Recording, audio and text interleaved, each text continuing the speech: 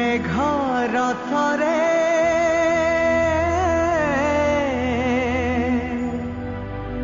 মহাবিক্রমে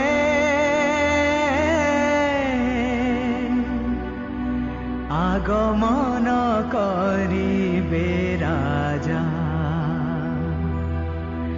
রাজা আগমন করিবে রাজা।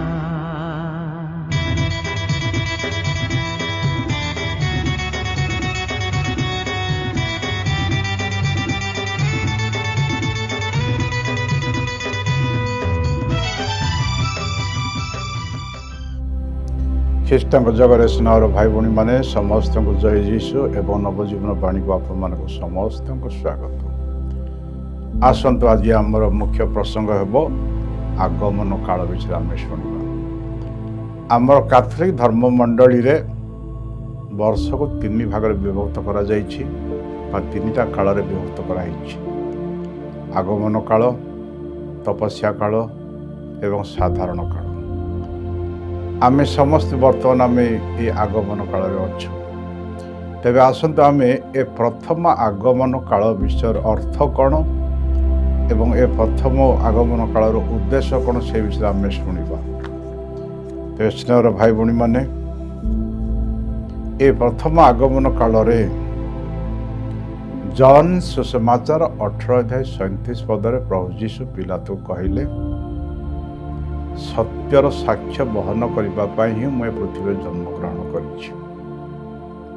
ତେବେ ପିଲାତ ପଚାରିଲେ, ସତ୍ୟ କ'ଣ?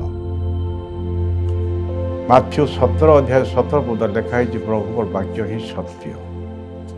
ତେବେ ସେ ପ୍ରଭୁଙ୍କର ବାକ୍ୟ ପ୍ରକାରରେ ଆଦି ପୁସ୍ତକ 1:26 ଏବଂ 27 ଲେଖାଯାଇଛି ଯେ ପରମେଶ୍ୱର ତାଙ୍କର ପ୍ରେମରେ ମଣିଷକୁ ନିଜ ରୂପ ଏବଂ ସାଦୃଶ୍ୟ ସୃଷ୍ଟି କଲେ, କିନ୍ତୁ ମାନବ ଜାତି ଶୈତାନର ପ୍ରେରଣାରେ ବା ପ୍ରତାରଣାରେ ପଡ଼ି ପାପ କଲା, ତାର ଅମର ପଦ ହରାଇଲା, ଈଶ୍ୱରଙ୍କର ସାନ୍ନିଧ୍ୟ ହରାଇଲା, ପାପ ଆସିଲା, ଅଭିଶାପ ଆସିଲା, ମରଣ ଆସିଲା। କାରଣ ରୋମିଓ 6:23 ଲେଖାଯାଇଛି, ପାପର ବେତନ ମୃତ୍ୟୁ। ରୋମିଓ 3:3 ଲେଖା ହେଇଛି, ସୂର୍ଯ୍ୟ ତଳେ ଧାର୍ମିକ ଜଣେ କେହି ନାହିଁ, ଆମେ ସମସ୍ତେ ପାପ କରି ଈଶ୍ୱରଙ୍କ ଗୌରବକୁ ଜଣା ପଡ଼ିଛୁ। ଏଇଟା ହିଁ ସତ୍ୟ। ତେବେ ସ୍ନେହର ଭାଇ ଭଉଣୀମାନେ, ପରମେଶ୍ୱର ଯେହେତୁ ଆମକୁ ନ୍ୟାୟରେ ଦଣ୍ଡ ଦେଲେ ସତ, ଦୟାରେ ବିଗଳିତ ହୋଇ ଆମମାନଙ୍କୁ ଏ ପାପରୁ ଉଦ୍ଧାର କରିବା ପାଇଁ, ଶୈତାନର ଦାସତ୍ୱ ବନ୍ଧନରୁ ଉଦ୍ଧାର କରିବା ପାଇଁ, ଅନ୍ଧକାର ମଧ୍ୟରୁ ଉଦ୍ଧାର କରିବା ପାଇଁ, ମୃତ୍ୟୁର ଛାୟା ଉଦ୍ଧାର କରିବା ପାଇଁ ତାଙ୍କର ଏକମାତ୍ର ପୁତ୍ରକୁ ପ୍ରେରଣ କରିବା ପାଇଁ ସେ ମନସ୍ଥ କଲେ, ଯାହାକି ଆମର ଜନ୍ ସୁସମାଚାର 3:16 ଲେଖାଯାଇଛି, ପରମେଶ୍ୱର ଜଗତକୁ ଏଡ଼େ ପ୍ରେମ କଲେ ଯେ ସେ ଆପଣ ଅଦ୍ୱିତୀୟ ପୁତ୍ରକୁ ପ୍ରେରଣ କଲେ, ଯେ କେହି ତାଙ୍କଠାରେ ବିଶ୍ୱାସ କରିବ ସେ ବିନଷ୍ଟ ଯେ ଅନନ୍ତ ଜୀବନ ଲାଭ କରିବ। ଖାଲି ଯେ ଖ୍ରୀଷ୍ଟିଆନ ଲୋକମାନେ ପରିତ୍ରାଣ ପାଇବେ ତାହା ନୁହଁ, ଜାତି ଧର୍ମ ବର୍ଣ୍ଣ ନିର୍ବିଶେଷରେ ଯିଏ ହେଲେ ମଧ୍ୟ ଯଦି ପ୍ରଭୁ ଯୀଶୁଙ୍କୁ ବିଶ୍ୱାସ କରିବେ, ସେ ବିଶ୍ୱାସ ଦ୍ୱାରା ଆମେ ସମସ୍ତେ ପରିତ୍ରାଣ ପାଇବେ। ତେବେ ସ୍ନେହର ଭାଇ ଭଉଣୀମାନେ, ଏ ପ୍ରଭୁ ଯୀଶୁ ଏ ପୃଥିବୀରେ ଜନ୍ମ ହେବେ ବୋଲି ଯୀଶୁଙ୍କର ଜନ୍ମର 700 ବର୍ଷ ପୂର୍ବେ ଯିଶାୟ ଭାବବାଦୀ ଯିଶାୟ ପୁସ୍ତକ 7:14 କହିଥିଲେ, ଜଣେ କୁମାରୀ ଗର୍ଭବତୀ ହେବ ଏବଂ ଗୋଟେ ପୁତ୍ର ସନ୍ତାନ ଜନ୍ମ କରିବେ ଏବଂ ସେମାନେ ତାକୁ ଇମାନୁଏଲ ବୋଲି ନାମ ଦେବେ ଏବଂ ପ୍ରଭୁ ଆମ ସଙ୍ଗରେ ଅଛନ୍ତି ବୋଲି ସାରିଛି। ତାର ଅର୍ଥ ହେଲା ପ୍ରଭୁ ଆମ ସଙ୍ଗରେ। ସେଇ ପ୍ରଭୁ ଯୀଶୁ ଆମ ଇମାନୁଏଲ ଆମ ପୃଥିବୀରେ ଜନ୍ମଗ୍ରହଣ କଲେ। ସେ ଭାବବାଣୀ ସଫଳ ହେବାକୁ ଥିଲା। ତେଣୁ ମାଥ୍ୟୁ ସୁସମାଚାର 1:18 କୁମାରୀ ମାରିଆଙ୍କ ସହିତ ଯୋସେଫଙ୍କ ସହିତ ତାଙ୍କର ବାଗଦାଦି ଥିବା ନିର୍ବନ୍ଧ ସରିଥିଲା, କିନ୍ତୁ ସେମାନେ ଏକତ୍ର ବାସ କରିବା ପୂର୍ବରୁ ଜଣାପଡ଼ିଲା ଯେ କୁମାରୀ ମାରିଆ ଗର୍ଭବତୀ ଅଛନ୍ତି। ସାଧୁ ଯୋସେଫ ଜଣେ ଧାର୍ମିକ ଲୋକ ଥିବା ଦ୍ୱାରା ସେ ପ୍ରକାଶରେ କୁମାରୀଙ୍କୁ ଲଜ୍ଜିତ ଅପମାନିତ କରିବାକୁ ନ ଚାହିଁ ଗୋପନରେ ଛାଡ଼ିବା ପାଇଁ ମନସ୍ଥ କଲେ। କିନ୍ତୁ ମାଥ୍ୟୁ 1:20 ସ୍ୱର୍ଗର ଜଣେ ଦୂତ ସ୍ୱପ୍ନରେ ସାଧୁ ଯୋସେଫକୁ ଦର୍ଶନ ଦେଇ ସ୍ୱପ୍ନରେ ପ୍ରକାଶ କରି କହିଲେ, ଯୋସେଫ କୁମାରୀକୁ ନିଜର ସ୍ତ୍ରୀ ଭାବରେ ଗ୍ରହଣ କରିବାକୁ ତୁମେ ଭୟ କରନି, କାରଣ ସିଏ ପବିତ୍ର ଆତ୍ମାଙ୍କର ସହାୟତାରେ ଗର୍ଭଧାରଣ କରିଅଛନ୍ତି। ଏବଂ ଯେଉଁ ପୁତ୍ର ତାକୁ ଜନ୍ମ କରିବେ, ସେ ଯାହା ପୁତ୍ର ସନ୍ତାନ ଜନ୍ମ କରିବେ, ତୁମେ ତାକୁ ଯୀଶୁ ନାମ ଦେବ। ଯୀଶୁର ଅର୍ଥ ହେଲା ତ୍ରାଣକର୍ତ୍ତା ବା ମୁକ୍ତିଦାତା। ତାପରେ ଯୋସେଫ ତାଙ୍କ କୁମାରୀମାନଙ୍କୁ ଗ୍ରହଣ କଲେ। ତେବେ ସ୍ନେହର ଭାଇ ଭଉଣୀମାନେ, ଏଇ ଯେଉଁ ପବିତ୍ର ଆତ୍ମାଙ୍କ ଶକ୍ତିରେ କୁମାରୀ ମାରି ଯେଉଁ ଗର୍ଭବତୀ ହେଇ ଯୀଶୁକୁ ଜନ୍ମ କଲେ, ତା ଦ୍ୱାରା କୁମାରୀ ମାରିଆଙ୍କର ବିମଳ ଗର୍ଭ ସମ୍ଭବତା ବା ବିନା ପାପରେ ଗର୍ଭବତୀ ହେବାର ସତ୍ୟତାକୁ ପ୍ରମାଣିତ କଲା।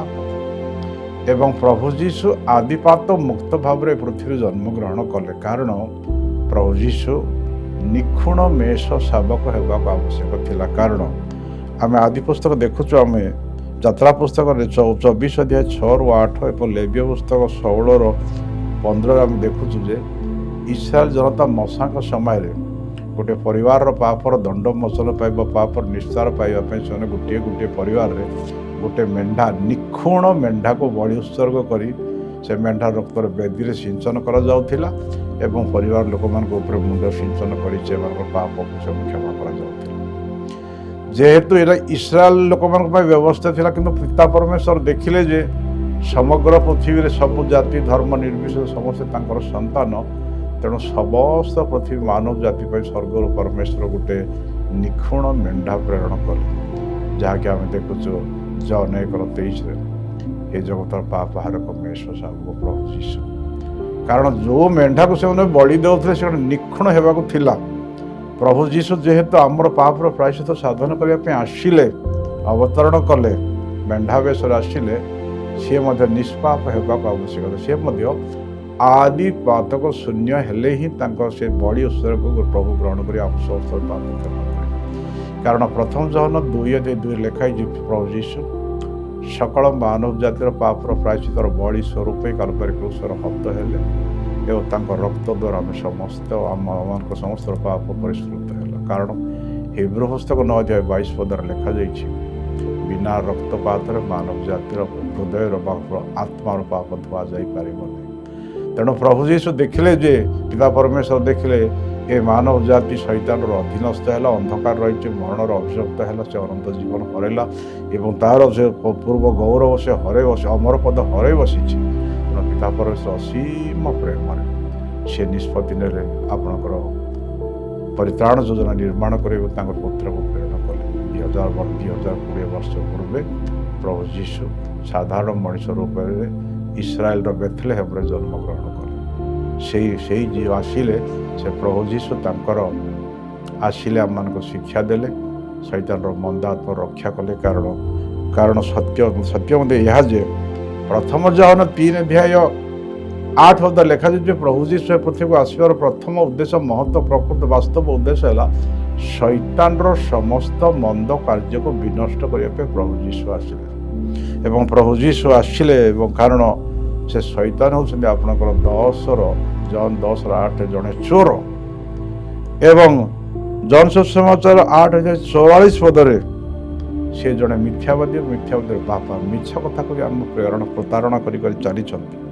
କିନ୍ତୁ କାରଣ ଜହନ ସୁସମାଚାର 10:10 ଲେଖାଯାଇଛି, ଶୈତାନ ଆମ ଜୀବନକୁ କୌଣସି କାମ ପାଇଁ ଆସେ ନା, କେବଳ ଚୋରି କରିବା ପାଇଁ, ହତ୍ୟା କରିବା ପାଇଁ ଏବଂ ବିନଷ୍ଟ କରିବା ପାଇଁ ଆସନ୍ତି। କିନ୍ତୁ ପ୍ରଭୁ ଯୀଶୁ ଆସନ୍ତି ଆମକୁ ଅନନ୍ତ ଜୀବନ, ପ୍ରଚୁର ମାତ୍ରା ଅନନ୍ତ ଜୀବନ ଦେବା ପାଇଁ ଆସନ୍ତି। ତେଣୁ ପ୍ରଭୁ ଯୀଶୁ ଏ ଶୈତାନର ଶକ୍ତିକୁ ଚୂର୍ଣ୍ଣ କରିବା ଉଦ୍ଦେଶ୍ୟରେ ପୃଥିବୀରେ ଜନ୍ମଗ୍ରହଣ କଲେ। ଏବଂ ପ୍ରଭୁ ଯୀଶୁ ଆମେ ଦେଖୁଛୁ ମାଥ୍ୟୁ ସୁସମାଚାର 4:1-4:8 ଦେଖୁଛୁ, 40 ଦିନ 40 ରାତି ଉପବାସ ପ୍ରାର୍ଥନା କରିବା ଦ୍ୱାରା ଶୈତାନକୁ ପରାସ୍ତ କରିବା ପାଇଁ ସେ ଶକ୍ତି ପ୍ରାପ୍ତ କଲେ। ଏବଂ ମାଥ୍ୟୁ 4:10 ଯୀଶୁ ନିଜେ କହିଲେ, ଦୂର ହୋ ଶୈତାନ, ଗେଟ୍ ଆଉଟ୍, କାରଣ ଲେଖା ଅଛି, ତୁମେ ଆପଣ ପରମେଶ୍ୱର କେବଳ ଆରାଧନା କରିବ, ମୁଁ ତୁମକୁ ଆରାଧନା କରିବି, ଗେଟ୍ ଆଉଟ୍। ଏବଂ ପ୍ରଭୁ ଯୀଶୁ ଶକ୍ତି ପାଇଲେ, ଉପବାସ ପ୍ରାର୍ଥନା କରିବା ଦ୍ୱାରା ପବିତ୍ର ଆତ୍ମାରେ ପୂର୍ଣ୍ଣ ହେଲେ ଏବଂ ସେ ଶୈତାନକୁ ପରାସ୍ତ ସହିତ ଶକ୍ତି କଲେ।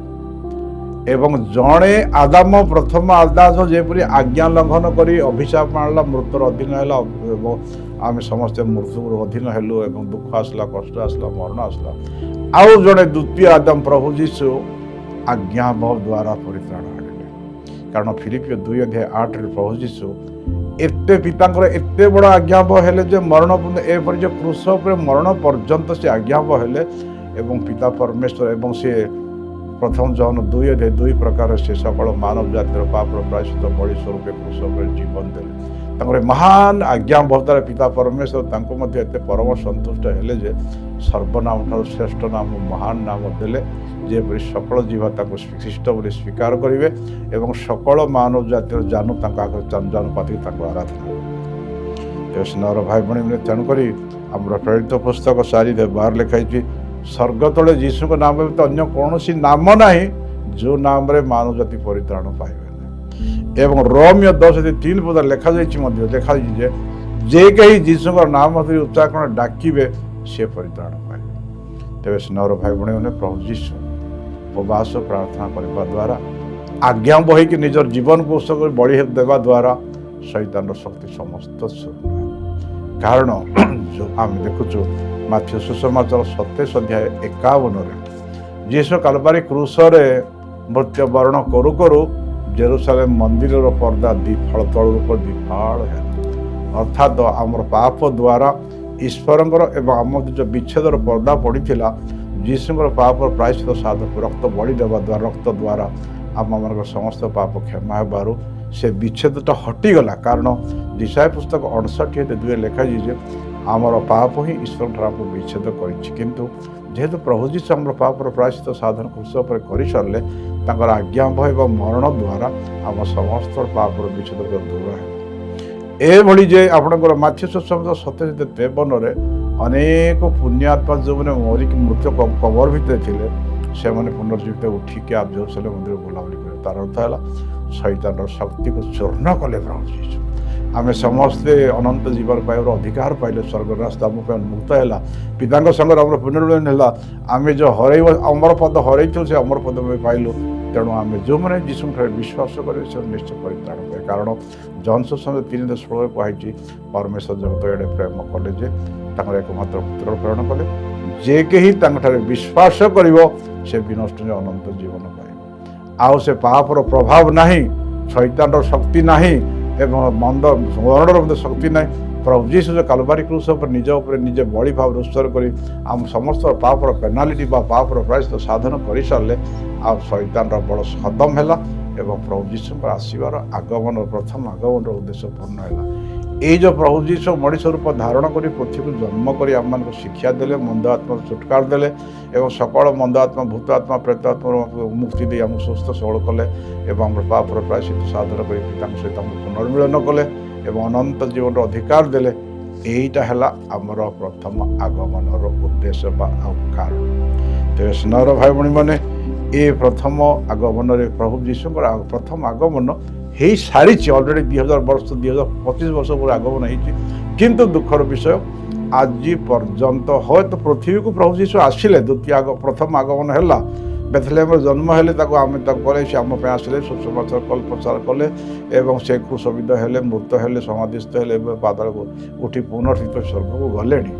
কিন্তু ଆମେ ଏ ପ୍ରଭୁ ଯୀଶୁଙ୍କର ଏ ମହାନ ପବିତ୍ର ପ୍ରେମ ତାଙ୍କର ଜନ୍ମ ତିଥିକୁ ଆମେ ସ୍ମରଣାର୍ଥ କରୁଛୁ। କିନ୍ତୁ ଦୁଃଖର ବିଷୟ ହେଲା ଆଜି ଯଦିଚ ପ୍ରଭୁ ଯୀଶୁ ପୃଥିବୀକୁ ଆସି ସାରିଛନ୍ତି ସତ, କିନ୍ତୁ ଆଜି ବି ଅନେକ ଭାଇ ଭଉଣୀମାନେ ଅଛନ୍ତି ଯେଉଁମାନେ ପ୍ରଭୁ ଯୀଶୁ ଯାହାଙ୍କର ଜୀବନରେ ପ୍ରଭୁ ଯୀଶୁ ଆଜି ପର୍ଯ୍ୟନ୍ତ ତାଙ୍କର ପ୍ରଥମ আগমନ ହେଇନି। ଅର୍ଥାତ୍ ତାଙ୍କ ଜୀବନକୁ ସେମାନେ ଆସିନାହାନ୍ତି, ଯୀଶୁଙ୍କୁ ସେମାନେ ଗ୍ରହଣ କରିନାହାନ୍ତି, ଯୀଶୁଙ୍କୁ ହୃଦୟ ସେମାନେ ପାଇନାହାନ୍ତି। ତେଣୁ ଏବେ ବି ସୁଯୋଗ ଅଛି ଯେ ଯଦି ଆମେ ସେ ପ୍ରଭୁ ଯୀଶୁଙ୍କୁ ଡାକିବା, ବିଶ୍ୱାସ କରି ପ୍ରାର୍ଥନା କରିବା, ପ୍ରଭୁ ଯୀଶୁ ସେମାନଙ୍କର ଜୀବନକୁ ମଧ୍ୟ ସେମାନଙ୍କ ହୃଦୟକୁ ମଧ୍ୟ ଆଗମନ କରିବେ ଏବଂ ସେମାନଙ୍କୁ ମଧ୍ୟ ପରିତ୍ରାଣ ଦେବେ ଏବଂ ପିତାଙ୍କର ପରିତ୍ରାଣ ଯୋଜନା ସଫଳ ହେବ। ତେବେ ସ୍ନେହର ଭାଇ ଭଉଣୀମାନେ, ଆପଣମାନେ ଏ ପ୍ରଥମ আগমନ ବିଷୟରେ ଆମେ ଶିଖିଲୁ, ଶୁଣିଲୁ ଆମେ ଏବଂ ଆମେ ଆପଣମାନେ ଏ ଭଲ୍ୟୁମ୍ରେ ଆପଣମାନେ ଭଲ ହିୟରିଂ ଦେଇଥିବାରୁ ଧନ୍ୟବାଦ କରୁଛି। ଏବଂ ଭଲ୍ୟୁମ୍ 2ରେ ଆମେ ପ୍ରଭୁ ଯୀଶୁଙ୍କର ଦ୍ୱିତୀୟ আগমନ ବିଷୟ କ'ଣ, ତାର ଅର୍ଥ କ'ଣ, ତାର ଉଦ୍ଦେଶ୍ୟ କ'ଣ, ସେଇଟା ମଧ୍ୟ ଦ୍ୱିତୀୟ আগমନ ବିଷୟରେ ଆମେ ଶିଖିବାକୁ ଚେଷ୍ଟା କରିବା। ତେଣୁ ଆପଣମାନେ ପ୍ରଥମ ଭଲ୍ୟୁରେ ଗୁଡ୍ ହିୟରିଂ ଦେଇଥିବାରୁ ମୁଁ ଆପଣଙ୍କୁ ସମସ୍ତଙ୍କୁ ଧନ୍ୟବାଦ କରୁଛି। ଜୟ ଯୀଶୁ।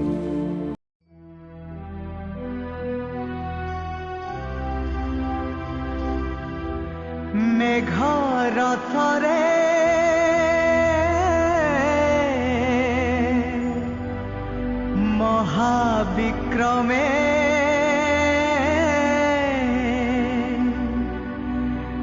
আগমন করিবে রাজা